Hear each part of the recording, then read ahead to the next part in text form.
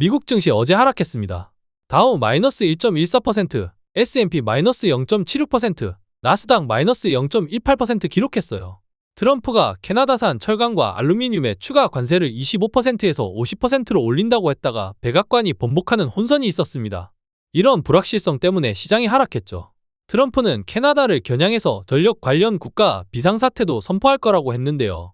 캐나다 차기 총리는 SNS에서 관세 위협에 굴복 안 할 거라는 의견을 밝혔습니다. 테슬라는 오르락내리락 하다가 트럼프가 머스크가 부당한 대우받고 있다 고 말하자 3.8% 올랐어요. 애플은 시리 업데이트 출시가 지연된다고 발표하면서 아이폰 판매 추정치가 5% 줄어들어 2.9% 하락했습니다. 결론적으로 미국 시장은 트럼프의 관세 정책 불확실성과 기업별 이슈로 혼조세를 보였습니다. 오늘 코스피가 대형 반도체주들의 강세에 힘입어 2570대를 회복했네요. 이런 상승세는 엔비디아 CEO 젠슨 황의 AI 반도체 수요 강세 언급 때문인데요. 젠슨 황은 다음 AI 물결이 이전 모델보다 100배 더 많은 컴퓨팅 파워를 필요로 할 것이라고 말했어요. 특히 삼성전자와 SK하이닉스 같은 반도체 관련주들이 엔비디아의 상승에 힘입어 일제히 올랐습니다. SK하이닉스는 전일 대비 7.38% 오른 16만 8,800원, 삼성전자는 2.16% 오른 6만 6,300원으로 마감했어요. 우크라이나 재건 테마주들이 강세를 보이고 있네요. 우크라이나가 미국이 제안한 러시아와의 30일간 휴전에 동의하면서 동전 기대감이 커진 영향이에요. 오늘 아침 대동기어는 7.53% 오른 25,000원에 거래 중이고 아이톡시 7.13%, 대동 3.21%, 대동금속 3.06%, TYM 2.38%, SY스틸텍 2.01% 등 우크라이나 재건 관련주들도 모두 상승세를 보이고 있어요. 미국과 우크라이나는 11일 사우디아라비아에서 고위급 회담을 갖고 공동성명을 발표했는데요. 우크라이나는 미국이 제안한 30일간의 임시 휴전을 수락할 준비가 됐다고 밝혔어요. 미국은 정보 공유 중단을 즉시 해제하고 우크라이나에 대한 안보 지원, 즉 무기 지원을 재개하겠다고 약속했어요. 트럼프 대통령도 푸틴 대통령도 동의하기를 바란다 라며 주중에 푸틴과 소통할 계획이라고 밝혔습니다. 또한 정상회담 파행으로 무산됐던 광물 협정도 다시 추진하기로 했는데요. 양측은 우크라이나의 중요 광물 자원을 개발하기 위한 포괄적 합의를 빨리 완수하기로 합의했어요. 이를 통해 우크라이나의 장기적 안보를 보장하고 경제를 확장할 수 있을 거라고 해요. 트럼프 대통령이 테슬라 CEO 일론 머스크를 응원하기 위해 백악관에서 테슬라 차 시승 및 구매 행사를 열었어요. 트럼프는 트루스 소셜에 위대한 미국인 일론 머스크에 대한 지지와 신뢰를 보여주기 위해 테슬라 신상 차를 구매하겠다 고 밝혔는데요. 백악관 사우스론에서 빨간색 테슬라 모델 S의 머스크와 함께 타고 뷰티풀을 연신 외치는 모습이 전 세계에 공개됐습니다. 트럼프는 일론 머스크는 우리나라를 돕기 위해 위험을 무릅쓰고 환상적인 일을 하고 있다 며 급진 좌파들의 테슬라 불매운동을 비판했습니다.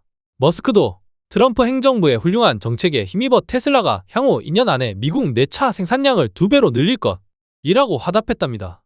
이 행사는 정부의 일부 도지를 이끌며 연방정부 구조조정을 단행 중인 머스크를 향한 지지 표시로 해석되는데요. 최근 머스크의 정치적 행보에 반감을 가진 사람들의 테슬라 불매운동과 시위가 이어지고 있었죠. 하루 전 테슬라 주가가 15.4% 폭락했지만 트럼프의 이번 응원 행사로 주가는 하루 만에 4%가량 회복했습니다. 역시 정치와 경제는 때려야 뗄 수 없는 관계인가 봅니다. 올해부터 퇴직연금 사업자 평가 기준이 더 강화된대요. 초고령화 사회에 대비해서 퇴직연금 수익률 높이려는 목적이라고 합니다. 특히 디폴트 옵션 수익률 평가 지표를 정비해서 성과 중심 평가로 바꾼다고 하네요. 고용노동부와 금감원이 2025 퇴직연금 업무 설명회를 열었는데요. 여기서 퇴직연금 수익성 개선 방안이랑 주요 정책 방향 등을 논의했습니다. 정부는 초고령화 사회 진입이랑 2차 베이비붐 세대 은퇴를 고려해서 퇴직연금의 질적 성장에 집중할 계획이라 합니다. 고용부는 가입자 수익률 중심의 성과 경쟁, 차별화된 고객관리 서비스, 근로자, 수급권 보호 강화 등을 퇴직연금 사업자들에게 당부했습니다. 평가 체계도 개편한대요. 디폴트 옵션 수익률 평가 지표를 신설하고 기존 지표를 통합 정비해서 성과 중심으로 바꾼다고 합니다. 또 우수사업자 공개 범위도 확대한대요. 금감원은 원리금 보장형 상품 중심의 시장 관행을 개선하는 데 초점을 맞춘다고 하네요. 결국 퇴직연금이 노후 대비에 실질적인 도움이 되도록 수익률 개선에 총력을 기울이겠다는 의지를 보여주고 있습니다. 봉준호 감독의 영화 미키 17이 흥행 중인데요. 이 영화 덕분에 원작 소설 미키 7도 대박 났습니다. 황금가지 출판사에 따르면 누적 판매 10만 부를 넘었다고 해요. 교보문고 소설 부문주간 7위, 리디북스 영미소설 부문 1위, 알라딘과 예스24 SF, 장르소설 부문 1위, 알라딘 전자책 도서 1위까지 차지했네요. 미키 17은 미국 작가 에드워드 애슈턴이 2022년에 발표한 SF 소설인데요. 죽어도 기억을 간직한 채 복제인간으로 되살아나는 미키의 7번째 삶을 다룬 이야기랍니다. 영화 미키 17은 로버트 패틴슨이 주연을 맡았고 현재 전 세계적으로 5,330만 달러의 수익을 올렸어요. 미국에서는 개봉 첫 주말에 1,910만 달러를 벌었고 한국에서는 이미 209만 명의 관객을 동원했습니다. 이 영화는 봉준호 감독의 역대 흥행 성적 중 기생충에 이어 두 번째로 높은 수익을 올릴 것으로 예상되네요. 영화와 원작 소설 모두 큰 사랑을 받고 있습니다. 금융위원회가 2분기 법인의 가상자산 시장 참여를 앞두고 은행과 가상자산거래소에 철저한 자금 세탁 방지를 당부했어요. 김소영 금융위 부위원장이 12일 간담회에서 법인별 가이드라인에 몇 가지 보완이 필요하다며 최근 가상자산 관련 자금 세탁 우려가 커지는 만큼 법인 고객 확인 및 거래 모니터링 체계 등을 점검해야 한다고 말했습니다. 이번 간담회는 지난 2월 발표된 법인의 가상자산 시장 참여 로드맵과 관련해 업계 의견을 듣기 위해 마련됐는데요. 금융위는 2분기부터 비영리법인 가상자산거래소에 가상자산 매도 거래를 허용한다고 밝혔어요. 김 부위원장은 가상자산거래소에 원활한 전산 시스템을 구축하고 해킹 등 외부 위협에 대비해 이용자 자산을 보호할 수 있는 보안 강화 방안을 검토해달라고 요청했습니다. 금융위는 비영리법인과 가상자산거래소에 관해서는 다음 달 중 상장기업과 전문투자자에 대해서는 3분기를 목표로 세부 가이드라인을 마련할 계획이라고 합니다. 가상자산 시장이 확대되는 만큼 자금 세탁 방지와 이용자 보호를 위한 철저한 준비가 필요할 것으로 보입니다. 농구선수 어제의 아들인 허웅 선수가 논현동 브라이튼 N40에 입성했네요. 지난해 5월에 전용 면적 125제곱미터 가구를 약 39억 원에 매입하고 올해 초 등기를 마쳤다고 해요. 근저당권이 설정되지 않았다니 전액 현금으로 구매한 것으로 보이는데 역시 프로농구 스타의 위험이네요. 브라이튼 N40은 논현동 마흔번지에 위치한 고급 주거단지로 지하 4층에서 지상 10층 5개 동, 총 148가구 규모예요. 세대당 2.2대의 주차 공간이 있어 총 326대 주차가 가능하다고 하네요. 트럼프 행정부의 관세 정책이 왔다 갔다 하면서 미국 증시가 크게 흔들리고 있네요. 이 때문에 개인 투자자들이 국내 시장으로 돌아오는 모습을 보이고 있습니다.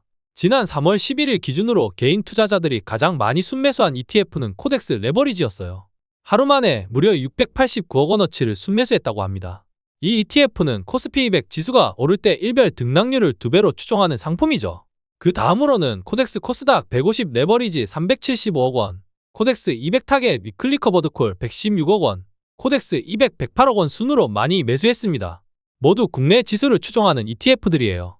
이런 현상은 올해 초부터 이어져 왔는데요. 개인 투자자들이 해외 투자보다 국내 주식에 더 관심을 보이는 이유는 국내 증시의 높은 수익률 때문입니다.